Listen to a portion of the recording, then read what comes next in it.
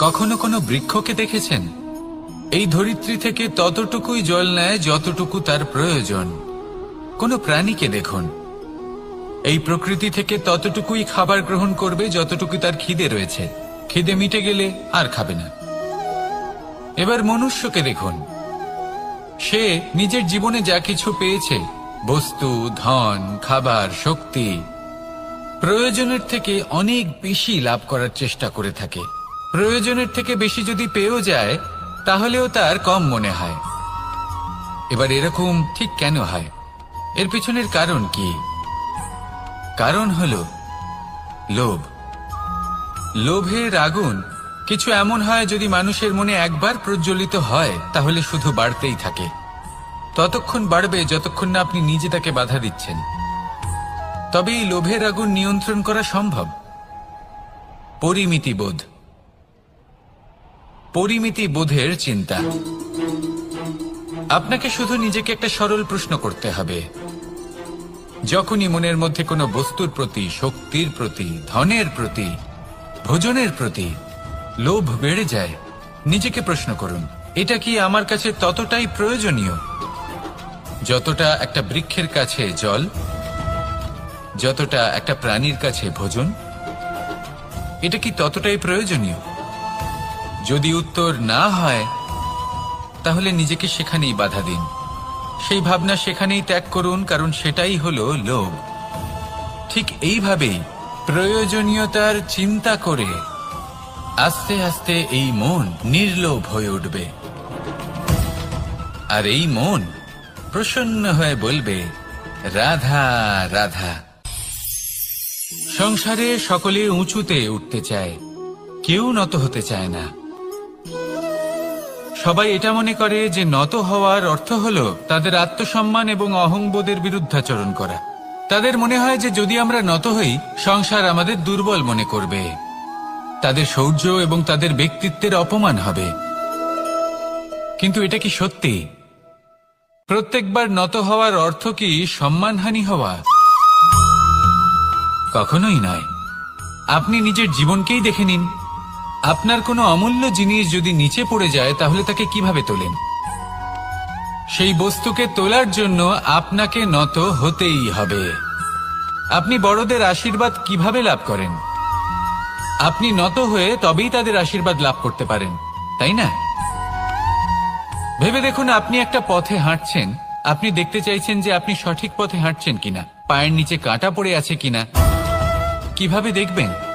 আপনাকে সেই মাথা নত করেই দেখতে হবে। এর অর্থ কি? অর্থ খুব সহজ। প্রত্যেকবার নত হওয়া অনুচিত নয়, সেটা কোনোভাবেই সম্মানহানি নয়। পরিস্থিতি অনুসারে এবং যেখানে প্রয়োজন আপনি নত হতে শিখে গেলে আপনি অনেক কিছুই লাভ করতে পারবেন। জ্ঞান, মান, গুণ, বিশ্বাস। সেই জন্য প্রয়োজন এবং পরিস্থিতি অনুসারে নত হতে শিখুন, এতে অনুচিত কিছুই নেই। আত্মসম্মান থাকা অত্যন্ত প্রয়োজনীয়, কিন্তু তা যেন কখনো অহংকারে পরিণত না হয়। এই বিষয়ে অবশ্যই নজর রাখবেন এবং আমার সাথে ভালোবেসে বলবেন, রাধা রাধা। মানুষের জীবন দেখলে এতে সংকটও আসবে, বিপদও আসবে, অনেক সমস্যাও আসবে। কখনো কখনো এমন সময় আসবে যখন আমাদের আপনজনের থেকে সাহায্য চাইতে হয়। আমরা সাহায্য চাই আর তারা সাহায্য করেও দেন, আমাদের সংকট থেকে মুক্তও করে দেন। কিন্তু যখন এই সময় বদলে যায়, যখন সুখের সময় আমাদের জীবনে আসে, তখন আমাদের মনে একটা অহংবোধ জেগে ওঠে। মনে হয় উপকার আবার কি? সেই ব্যক্তি সাহায্য করেছিলেন তাতে কি? উনি তো নিজের কর্তব্য পালন করছিলেন। সেই ব্যক্তি আমাদের ধন দিয়েছিলেন যখন প্রয়োজন ছিল, তো আমরা সেই ধন তো ফিরিয়ে দিয়েছি, উপকার কিসের? এই ভাবনা অনুচিত। যদি কোনো ব্যক্তি আপনাকে সাহায্য করে থাকে যখন কেউ করেনি, যখন আপনার সবথেকে বেশি প্রয়োজন ছিল, সেই সাহায্য অমূল্য আর সেটা উপকারী বটে। যদি কেউ উপকার করেন তাহলে বিনম্র চিত্তে ভালোবেসে আজীবন তার উপকারের প্রতি কৃতজ্ঞ থাকুন। কারণ সত্যি কথা বলতে এই সংসারে উপকার করার মতো ব্যক্তি খুব কম রয়েছেন, আর উপকারীর কথা মনে রাখেন এমন কৃতজ্ঞ ব্যক্তি আরো কম। সেই জন্য জীবনে কৃতজ্ঞ থাকুন আর আমার সাথে ভালোবেসে বলুন, রাধা রাধা।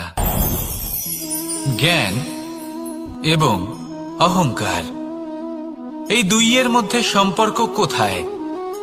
সম্পর্ক ঠিক সেরকম যেরকম হাত এবং কাকনের, যেমন চোখ এবং দৃষ্টির সম্পর্ক। এবার আপনি বলবেন, এ আমি কি বলছি? জ্ঞান এবং অহংকারের এমন সম্পর্ক কি করে হতে পারে? দেখুন, যে ব্যক্তি জ্ঞানী, যার কাছে জ্ঞান রয়েছে এবং তিনি জানেন যে তার কাছে জ্ঞান রয়েছে, তার মধ্যে নিজে থেকেই অহংবোধ জাগ্রত হয়।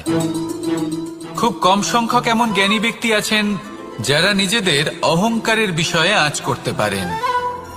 প্রকৃত জ্ঞানী হলেন তিনি, যিনি নিজের জ্ঞানের সদ্ব্যবহার করে অহংকারকে দূর করেন। উচিত সময়ে বুঝে যান, নিজের অন্তর যাচাই করে এই বিষয়টা দেখেন যে তার অন্তরে অহংবোধ জাগ্রত হচ্ছে এবং নিজেকে সেখানেই থামিয়ে দেন, যাতে অহংকারের পথে তিনি অগ্রসর না হয়ে যান। এই অহংকার কখন উচিত, কখন অনুচিত, কখন প্রয়োগ করা উচিত, উচিত নয়, কখন বাধা দেওয়া উচিত, এটা শেখা অত্যন্ত প্রয়োজনীয়। আর যদি এটা আপনি শিখতে পারেন, তাহলে আপনি একজন জ্ঞানীও হয়ে উঠবেন এবং সুখীও থাকবেন। তাই মনে রাখবেন, এই জ্ঞান নিয়ে কখনোই অহংকার করবেন না, বরং সবসময় নিজের অহংবোধের বিষয়ে প্রকৃত ধারণা রাখবেন। আসুন আমার সাথে ভালোবেসে বলুন, রাধা রাধা। আপনি অবশ্যই কোনো গাছ দেখে থাকবেন যেখানে অনেক ফল রয়েছে। সেই গাছের ডালগুলি নিজে থেকেই নত হয়ে যায়। কেন? যাতে মানুষ, প্রাণী, এরা সকলে যাতে সেই ফল খুব সহজে গ্রহণ করতে পারেন। এটাই হলো প্রকৃতির শিক্ষা, এটাই হলো প্রকৃতির নিয়ম। মানুষেরও কিছুটা এরকমই হওয়া উচিত। যদি আপনি সাফল্যের চরম সীমায় পৌঁছে যান, সততা ছাড়া আপনি যে কাজই করুন না কেন, উচিত সময় তা সম্পূর্ণ হবে না, আর মনোবাঞ্ছিত ফল আপনি কখনোই পাবেন না। তাই যে কাজই আরম্ভ করুন না কেন, সততার সাথে এবং অখণ্ড প্রচেষ্টার সাথে করুন। তখনই কর্ম এবং তখনই এই জীবন সফল হবে এবং এই মন প্রসন্ন হয়ে বলবে, রাধা রাধা। বিন্দু বিন্দু জলেই সাগর নির্মাণ হয়। এবার এই কথা আমরা সকলে জানি।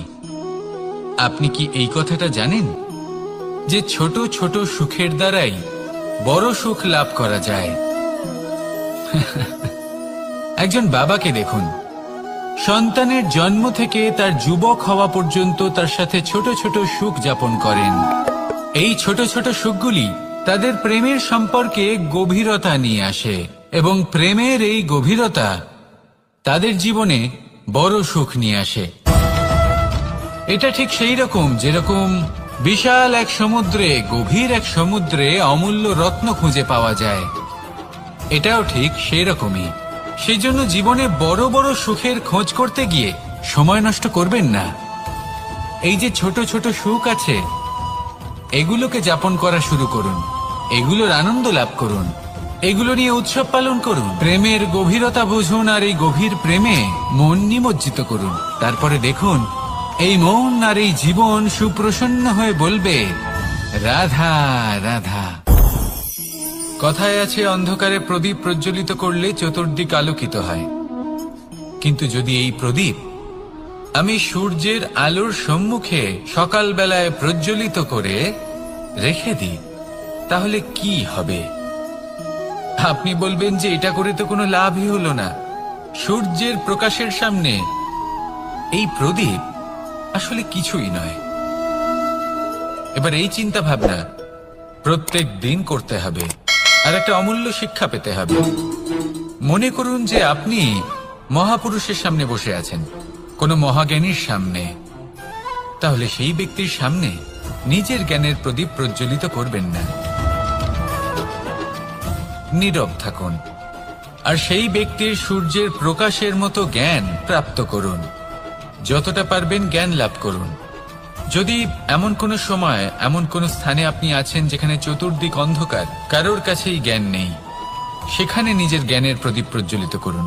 এমন করলে দুদিক থেকেই আপনার লাভ হবে। আপনার জ্ঞান প্রাপ্তিও হবে আর জ্ঞানের সঠিক প্রয়োগও করতে পারবেন। আর এই মন প্রসন্ন হয়ে বলবে, রাধা রাধা।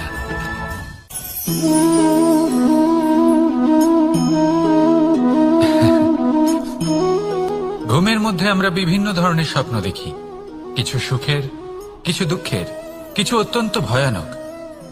কিন্তু সত্যি কথা বলতে এর উপর আমাদের কোনো নিয়ন্ত্রণ নেই। কিন্তু আমি এমনও কিছু ব্যক্তিকে দেখেছি যারা খোলা চোখে স্বপ্ন দেখেন এবং তা যাপন করেন। নিজেদের একটা আলাদা স্বপ্নের নগরী আছে ওনাদের, সেখানেই জীবন যাপন করেন। আসল বাস্তবটা কি তাতে ওনাদের কিছুই যায় আসে না। এমন কিছু মানুষ আছেন যাদের কাছে বিন্দুমাত্র জ্ঞান নেই, সে না হয় ঠিক আছে, কিন্তু জ্ঞান এমন ভাবে প্রদান করবেন যে মনে হবে সংসারের সমস্ত জ্ঞান তাদের কাছেই রয়েছে। এমন কিছু মানুষ আছেন যারা ভালোবাসতে জানেন না, আর তাও আমি মেনে নিলাম, কিন্তু কথা এমন ভাবে বলবেন তাতে মনে হবে যেন প্রেমের বিষয়ে সবকিছু শুধুমাত্র ইনিই জানেন। এবার আমি এমন কথা অবশ্যই বলছি না যে আপনি এরকম করেন, কিন্তু যদি কোনো ব্যক্তি এরকম করেন তাহলে তার এটা মাথায় রাখা উচিত যে সেই ব্যক্তি অন্য কারোর সাথে নয়, নিজের সাথে অনুচিত করছেন। কারণ এমন কাজ করে উনি নিজের দোষ, নিজের অপগুণ সংসারের কাছে নয়। আমি কি আজ সেই জীবন যাপন করছি যেমন আমি যাপন করতে চেয়েছিলাম?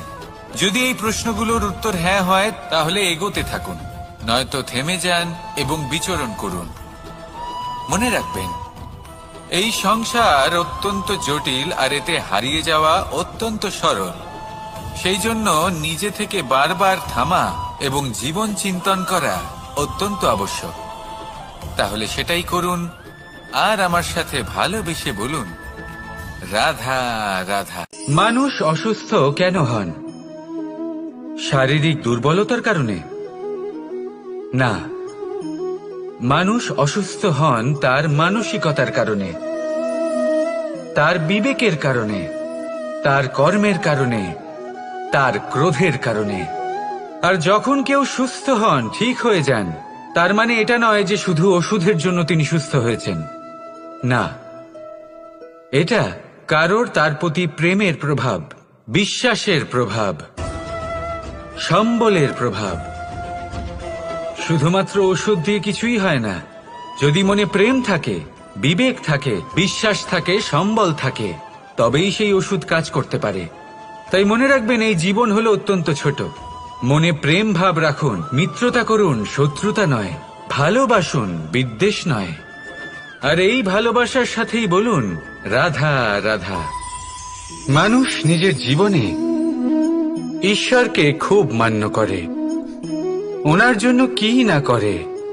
ভিন্ন ভিন্ন নামে তাকে স্মরণ করে, তাকে পুজো করে, তার আরাধনা করে। সে জানে যে ঈশ্বর তাকে শক্তি অবশ্যই দেবেন, তাকে সাহায্য অবশ্যই করবেন।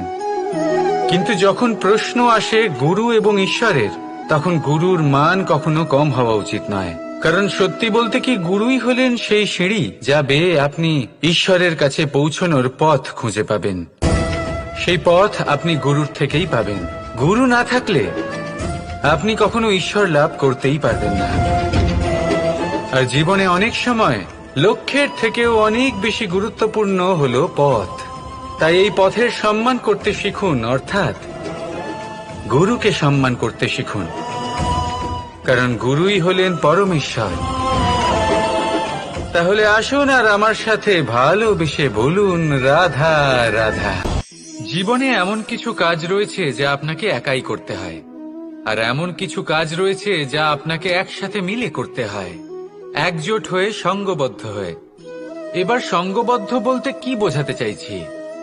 আমি তাদের কথা বলছি না যারা বাস্তবিকভাবে একে অপরের সাথে কাজ করেন। আমি তাদের কথা বলছি যারা একে অপরের থেকে দূরে থেকেও একে অপরকে বিশ্বাস করেন। আমি আগেও বলেছিলাম, সমস্ত বিশ্বের আশা বিশ্বাসেই বসবাস করে, তাই না? তাই যেখানে সমস্ত বিশ্ব আছে, সমস্ত সংসার আছে, সেইখানেই বিশ্বাস রয়েছে। তাই আপনার আশেপাশে এমন দল সঙ্গবদ্ধ করুন যাদের আপনার উপর বিশ্বাস আছে আর যাদেরকে আপনি বিশ্বাস করতে পারেন। তাহলে আসুন আর আমার সাথে ভালোবেসে বলুন, রাধা রাধা। মানুষ এক অত্যন্ত বিচিত্র প্রাণী। পরিকল্পনা করে, ষড়যন্ত্র করে, প্রচেষ্টা করে, কাউকে পরাজিত করার চেষ্টাও করে।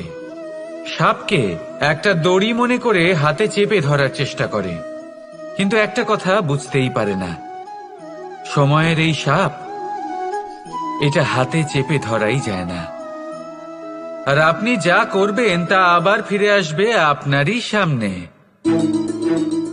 দেখুন, এতে কিছুই যায় আসে না যে আপনি কুম্ভকারের পুত্র নাকি কৃষ্ণের পুত্র।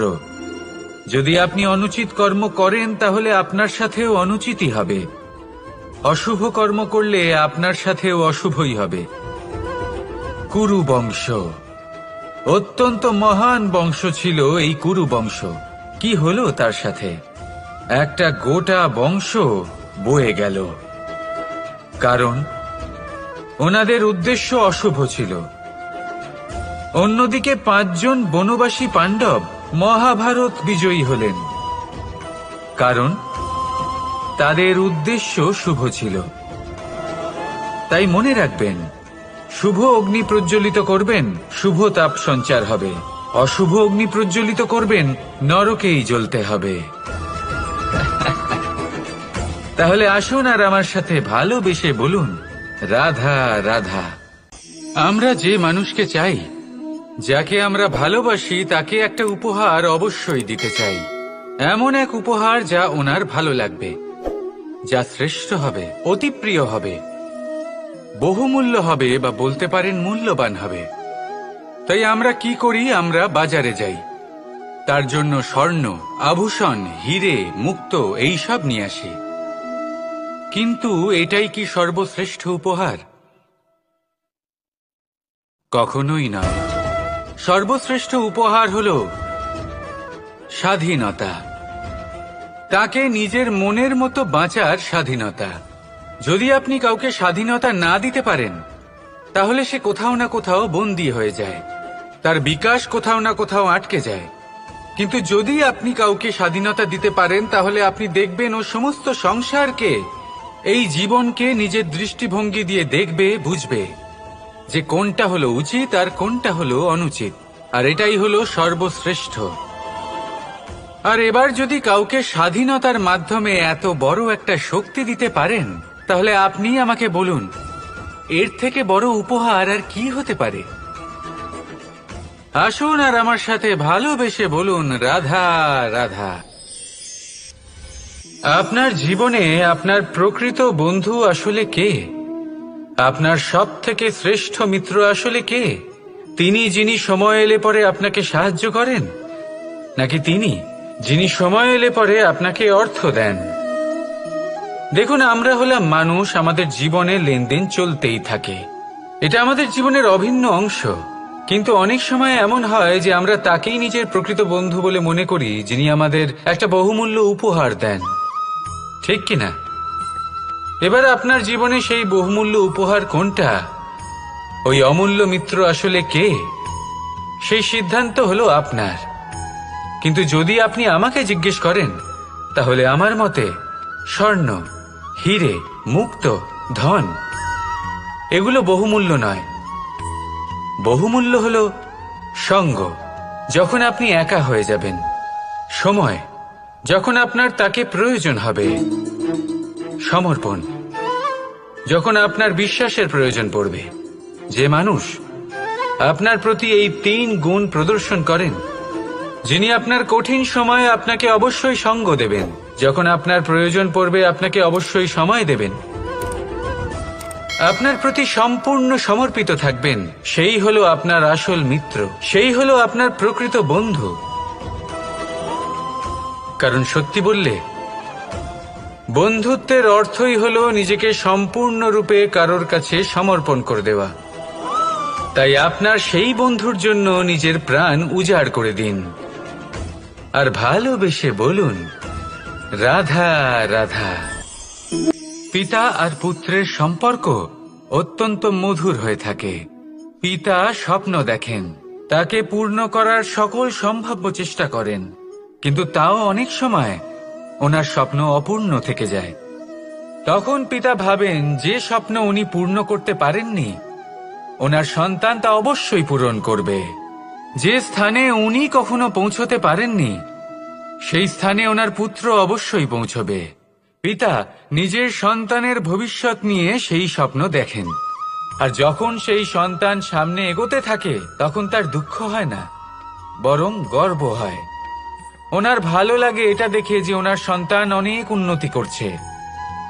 কিন্তু যখন সন্তান নিজের অভিভাবকের শক্তি দেখে, তার যশ দেখে হিংসা করতে থাকে, সমস্যা সেইখানেই শুরু হয়। সেই জন্য সকল সন্তানকে এটা মনে রাখতে হবে, দেখুন, পুত্র হবার সুবাদে, এক সন্তান হবার সুবাদে এটা হলো আপনার অধিকার যে আপনি আপনার পিতার থেকে বেশি উন্নতি করবেন। আপনার পিতাও এটাই চান, কিন্তু সুস্থভাবে এটা করুন। একটা রেখা টেনে নিন যাতে আপনি তাতে এগোতে পারেন আর আপনার পিতার তাতে গর্ববোধ হয়, আর সেই বিষয়ে দুঃখ না হয় যে আমার সন্তান আমাকেই ছোট করার চেষ্টা করছে। ইতিহাস সাক্ষী রয়েছে, যে মানুষ অন্য কাউকে ছোট করার চেষ্টা করেছেন সেই মানুষই ছোট হয়ে গেছেন। আর আমার মনে হয় না আপনি এটা চান, কারণ কোনো একদিন আপনিও কারোর পিতা হবেন। আসুন আমার সাথে ভালোবেসে বলুন, রাধা রাধা।